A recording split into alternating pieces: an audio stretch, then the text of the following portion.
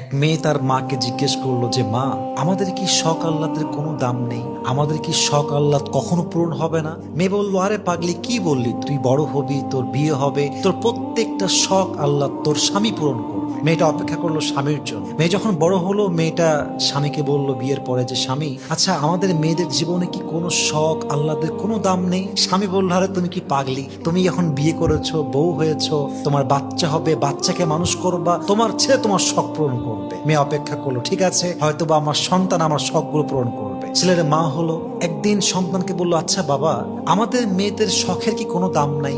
আমাদের আহ্লাদের কোনো দাম কি পৃথিবীতে নেই?